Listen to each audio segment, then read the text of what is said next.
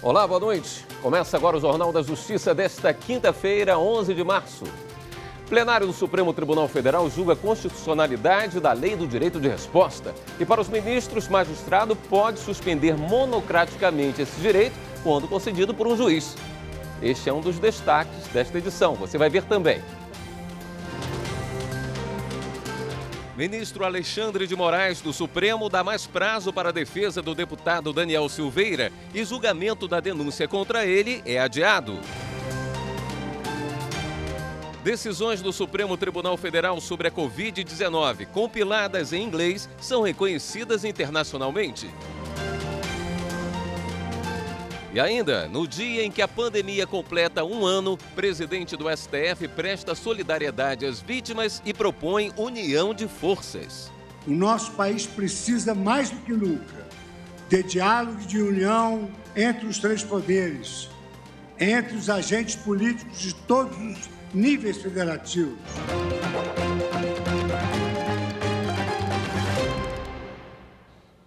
O plenário do Supremo decidiu hoje que magistrado pode suspender direito de resposta concedido por juiz. A decisão se deu no julgamento de trechos da chamada Lei do Direito de Resposta.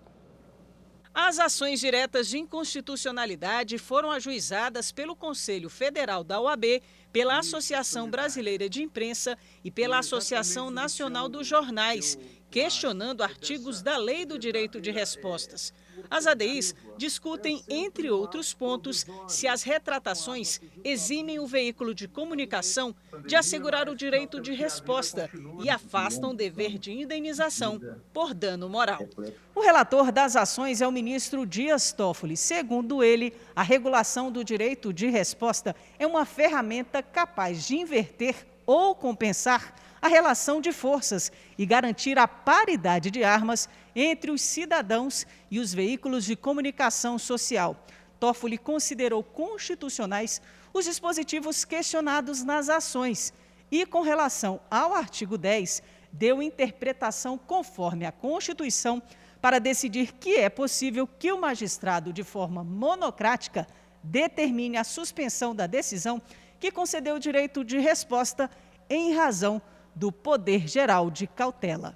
Após os votos dos ministros, o plenário do STF acolheu por maioria o entendimento do relator ministro Dias Toffoli. Conheço do pedido e o julgo procedente declarando, assim, a inconstitucionalidade da expressão, abre aspas, em juízo colegiado prévio, fecho aspas, do artigo 10 da Lei 13.188/2015 e conferindo interpretação conforme ao dispositivo, no sentido de permitir ao magistrado integrante do tribunal respectivo decidir monocraticamente sobre a concessão de efeito suspensivo a recurso interposto em face de decisão proferida segundo o rito especial do direito de resposta, nos termos da liminar anteriormente concedida. O ministro Alexandre de Moraes, do Supremo Tribunal Federal, prorrogou o prazo para que a defesa do deputado Daniel Silveira se manifeste a respeito das acusações feitas pela Procuradoria-Geral da República. Com isso, a análise da denúncia pelo plenário, prevista para hoje, foi adiada. O ministro Alexandre de Moraes negou o pedido de liberdade ao deputado Daniel Silveira. Moraes afirmou que só vai reavaliar a situação da prisão do parlamentar após o Supremo julgar a denúncia oferecida pela Procuradoria-Geral da República. Essa denúncia seria analisada na sessão plenária desta quinta-feira, mas foi retirada da pauta após o ministro atender a um pedido de reconsideração dos advogados e prorrogar o prazo para a defesa de Silveira se manifestar sobre as acusações. Apesar da defesa ter se quedado inerte no prazo, apesar da preclusão, da extemporaneidade da petição, pois o denunciado e sua defesa deixaram escoar o prazo legal, mas em homenagem ao princípio da ampla defesa, do contraditório e aqui a questão que é uma questão que envolve os poderes da República também, determinei a devolução do prazo de 15 dias para apresentação da defesa preliminar. Por determinação de Alexandre de Moraes, Daniel Silveira foi preso no dia 16 de fevereiro, após o deputado postar um vídeo atacando os ministros do STF e fazendo apologia ao AI-5. Assim que a defesa for apresentada, imediatamente, presidente, solicitarei nova pauta para que possamos analisar a denúncia oferecida pelo eminente Procurador-Geral da República. O presidente do Supremo Tribunal Federal abriu a sessão plenária de hoje com pronunciamento sobre a pandemia do coronavírus, que completa um ano nesta quinta-feira. O ministro destacou o trabalho do STF para julgar temas relacionados à Covid-19 e também manifestou solidariedade àqueles que perderam pessoas queridas e aos que estão desempregados. O presidente do Supremo Tribunal Federal abriu seu discurso citando os trágicos números da Covid-19 no Brasil e destacando que, mesmo após um ano de pandemia, o cenário ainda é preocupante. Infelizmente, mesmo após um ano de pandemia, o cenário ainda é muito preocupante. Não cansemos de lembrar, para jamais nos esquecermos, esses indicadores, que não são apenas números, mas vidas interrompidas, sonhos frustrados e lares desestruturados. A todos aqueles que sofrem, que perderam entes queridos, que se encontram desempregados, que precisam ficar longe de familiares e amigos, o Supremo Tribunal Federal envia nossa preocupação, nosso afeto e a nossa solidariedade. O ministro Luiz Fux lembrou do atraso que o Brasil enfrenta na luta contra a Covid-19 em relação a outros países e voltou a pedir união entre os poderes da República para reduzir a incidência do coronavírus. Hoje, o Brasil ainda vive o seu quadro mais crítico desde março de 2020. Diante desse contexto, um misto de incredulidade e desesperança atinge muito de nós, que nos perguntamos: até quando? O nosso país precisa, mais do que nunca, de diálogo e de união entre os três poderes, entre os agentes políticos de todos os níveis federativos. O presidente do STF destacou que o tribunal tem julgado volume expressivo de processos relacionados à pandemia. Nos últimos 12 meses, foram mais de 7.000 processos relacionados à pandemia, todos eles decididos, ou individual ou colegiadamente, com relevante impacto político, social e econômico. Relembrou ainda alguns dos impactos das decisões do STF até agora. Em primeiro lugar, reforçou a competência da União, dos estados e dos municípios para a concretização de políticas públicas de combate à pandemia. Atuou para incrementar a segurança jurídica e mitigar os impactos econômicos das medidas restritivas de circulação, com observância dos direitos trabalhistas e dos direitos sociais. Fux destacou a iniciativa do ministro Dias Toffoli, que durante a sua gestão na presidência adotou medidas para assegurar o funcionamento do judiciário durante a pandemia. Por fim, Fux reafirmou o compromisso da Corte para que o Brasil supere esse capítulo da história com rapidez. Continuaremos firmes em nossas trincheiras, sem economizar esforços para que a sociedade brasileira possa contar com o poder judiciário de seu país e para que o Brasil supere com brevidade e altivez essa triste página de nossa história. Outros ministros da Corte também aderiram à mensagem do presidente do STF. A manifestação de Vossa Excelência é uma manifestação de solidariedade que deriva não só da humanidade que deve residir em todos nós, mas também do cumprimento do mandato constitucional outorgado a esta Suprema Corte de vigiar pela legalidade constitucional e pelo cumprimento da Constituição.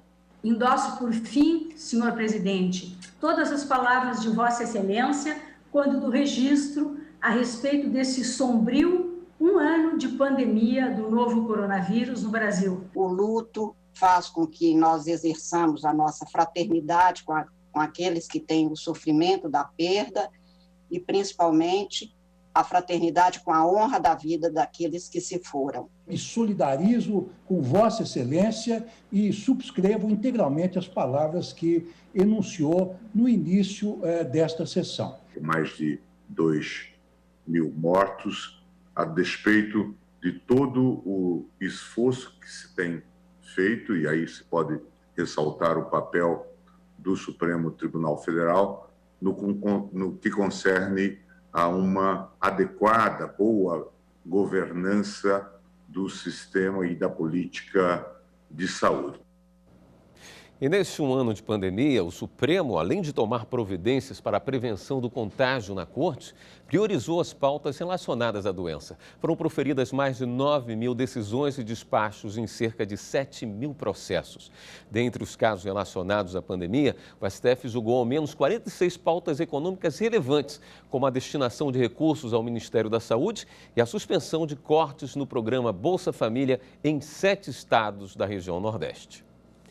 A compilação em inglês de decisões do Supremo Tribunal Federal sobre a Covid-19 teve reconhecimento internacional. A obra recebeu elogios do constitucionalista canadense Richard Alpert.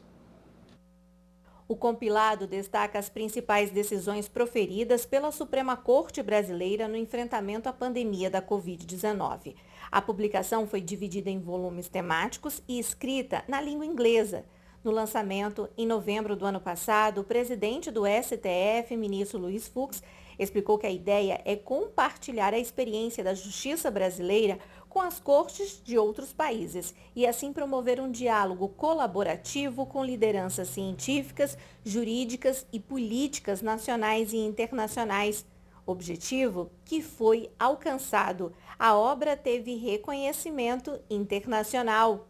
Num post do Twitter, o constitucionalista canadense Richard Alpert afirmou que o Supremo Tribunal Federal Brasileiro produziu uma fonte inestimável de pesquisa para acadêmicos de todo o mundo, a compilação de suas sentenças relacionadas à Covid-19. O constitucionalista canadense é professor de estudos constitucionais na Universidade do Texas, em Austin, nos Estados Unidos. Ele também é o diretor fundador do Fórum Internacional sobre o Futuro do Constitucionalismo e já publicou mais de 20 livros. E veja a seguir, Ministério Público Federal vai investigar o envio de respiradores errados para município do Rio Grande do Sul. Voltamos já.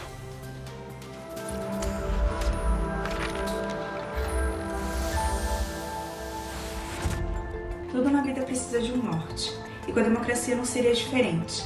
Nesse caso, o norte da democracia é a Constituição Federal, que é quem vai orientar os direitos mais básicos do cidadão brasileiro.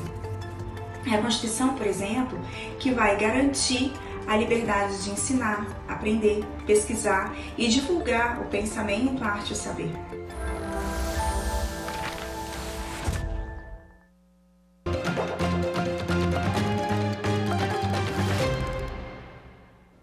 O plenário virtual do Supremo analisa a validade da tese da legítima defesa da honra prevista no Código Penal e no Código de Processo Penal.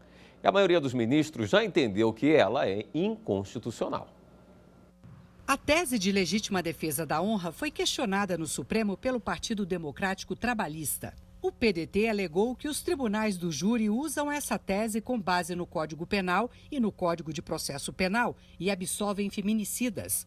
O partido argumentou que, quando isso acontece, a garantia constitucional de soberania dos vereditos passa a mensagem de que é legítimo absolver o réu se o crime foi em defesa da honra.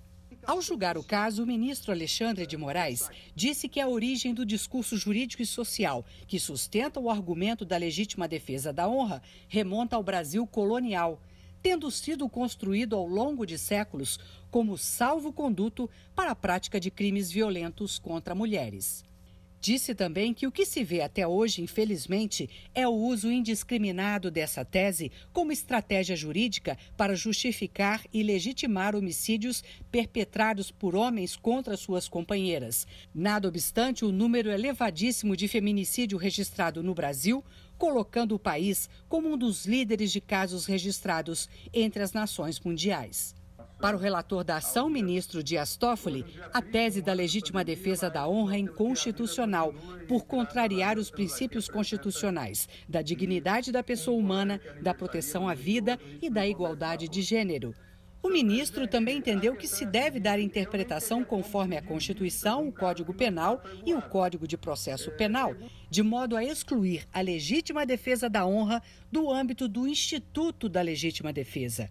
Neste sentido, Dias Toffoli acolheu a proposta do ministro Gilmar Mendes para impedir a defesa, a acusação, a autoridade policial e ao juízo que utilizem direta ou indiretamente a tese de legítima defesa da honra ou qualquer argumento que induza a tese nas fases pré-processual ou processual penais, bem como durante julgamento perante o Tribunal do Júri, sob pena de nulidade do ato e do julgamento. Os ministros já formaram maioria para declarar que a tese da legítima defesa da honra é inconstitucional.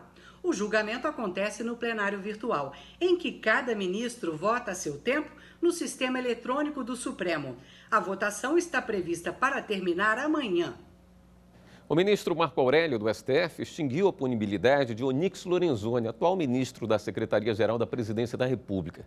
Lorenzoni era acusado pelo crime de Caixa 2 eleitoral ao ter confessado que não declarou o recebimento de doações eleitorais do Grupo JF nas eleições de 2012 e 2014.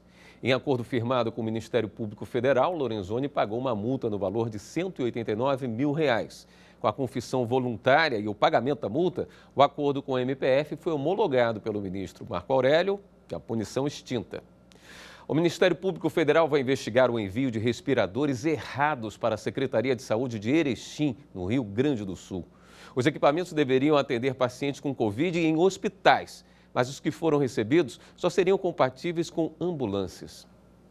Após receber uma série de denúncias, o Ministério Público Federal decidiu apurar por que o Ministério da Saúde enviou respiradores errados para o Hospital Santa Terezinha, em Erechim, no Rio Grande do Sul.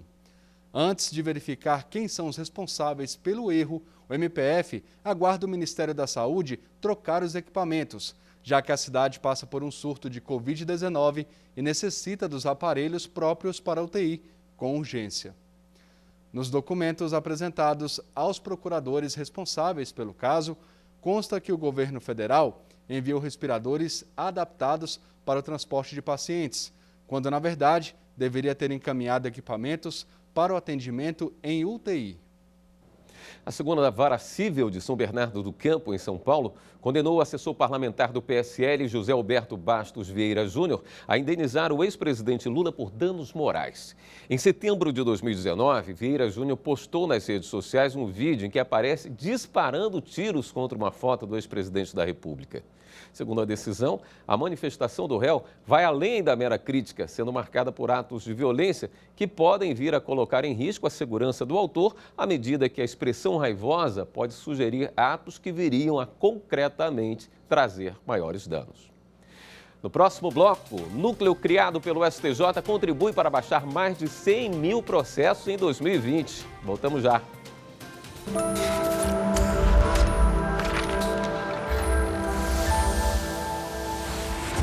A Constituição de 1988 merece destaque principalmente por ter trazido grandes inovações e garantias aos cidadãos. Um dos principais pontos da Constituição Federal é justamente o acesso à educação como garantia do Estado aos seus cidadãos.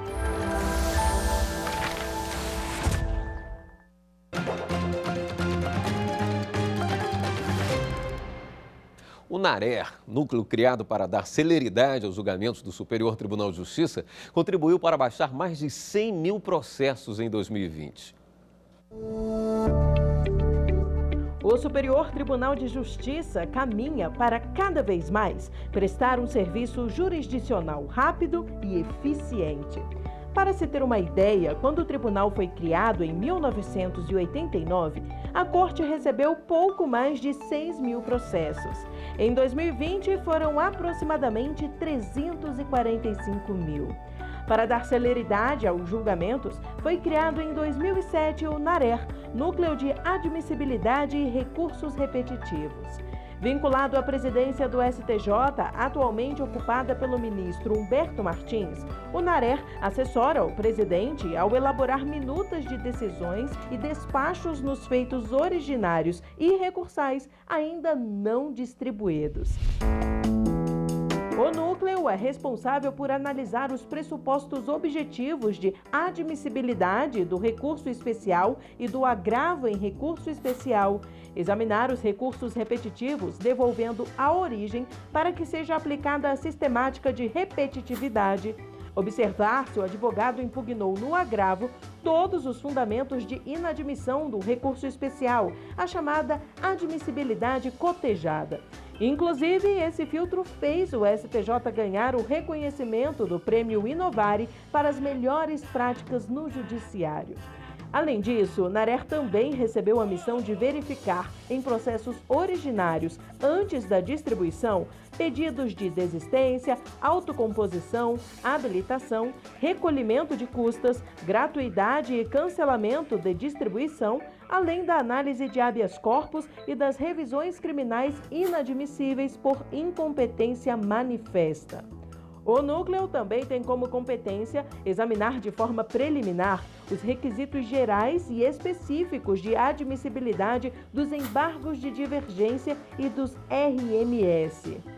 O NARER conta com outros 2 filtros. O filtro chamado suficiência, em que são aplicadas as súmulas de admissibilidade relacionadas ao recurso especial, e o de aplicação da súmula 691 do STF aos habeas corpus apresentados no STJ contra indeferimento de liminar na origem.